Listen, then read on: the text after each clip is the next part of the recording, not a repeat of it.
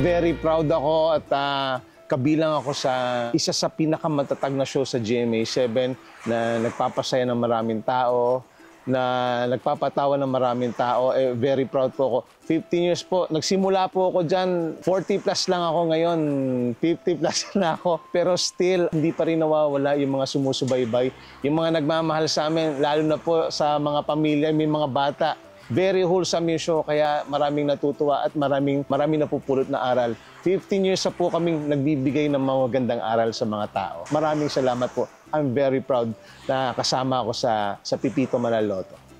Ako maraming memorable sa character ni Patrick kasi malakas siya kumain Malakas siyang kumain ng hotdog. Ang memorable sa akin yung 8 take yata kami na puro kain. So, 2 araw yata ako hindi kumain sa kabusugan. Pinagtatrabaho po ako sa Pipito Manaloto para po kumain. At natutuwa po ako dahil kasi yung character ko po na tumatak na rin po sa mga viewers ng Pipito, maski po yung mga karaniwang tao na nakakasalamuha ko, kahit saan ako pumunta ang tawag sa akin, Boy Hotdog. Thank you very much sa inyo. Tumaba ako. Tumaba na ako. Noon payatot lang. Siyempre, umidad si Patrick, pero still, yung character niya malakas kumain.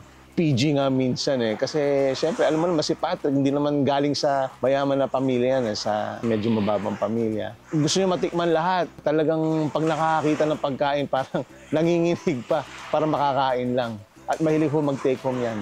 Sa lahat po, mapa sa mga kasambahay, si Baby lang po talaga hindi ko makasundo. Kay Pipito, siyempre, nagpapakita kung ganong kalalim yung aming pagkakaibigan. At siyempre pa, pagdating sa pamilya niya, nagsisilbing pangalawang ama rin po ako sa 2 anak niya. At sa mga kasambahay po, si Maria, si Robert, naging kaibigan din ng Patrick yan, lalo na po pag sumusugod na po sa kitchen. Ang hindi ko lang po mabola talaga si Baby. Alam nyo, 15 years na kami, no? Si Baby, Baby pa rin ang tawag So, hindi na tumanda yan si Baby. Kaya Baby, ingat ka.